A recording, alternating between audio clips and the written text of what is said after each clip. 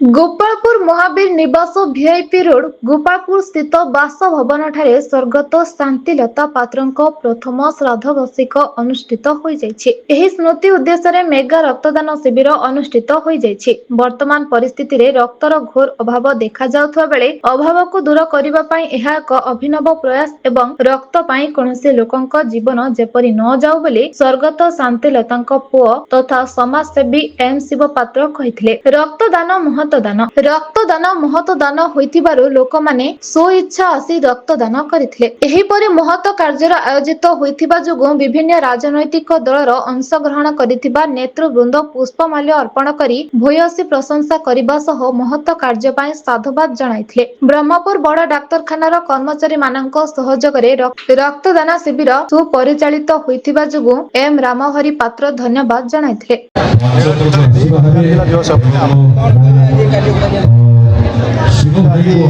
विशिष्ट व्यवसायी गोपालपुर सीताराम पात्र माँ प्रथम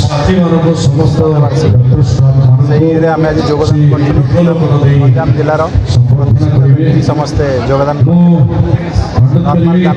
योगदान करते से गोटे रक्तदान आयोजन करते बहुत भल भाव रक्त सर्वसाधारण मेडिकल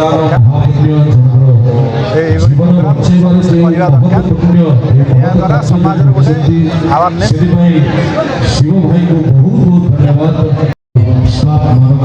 शिव बाबू शिवपात्र सार प्रथम श्राद्ध वार्षिक ए उपलक्षे स्वच्छाकृत रक्तदान शिविर अनुष्ठित होता है। लोक मैंने निज स्वेच्छा आसते 112 यूनिट रक्त प्रदान कर समाज में गोटे भल बार्ता जाऊँगी आग को लोक प्रेरणा पाइबे जिनिसटा करने रक्त विहन में कौन लोक जीवन न जाऊ से ये सार करते आयोजन ए सब बहुत विशिष्ट लोक भी आसते गोटे भल प्रेरणा जाए समाज को गोटे भल प्रेरणा जीव आग लोक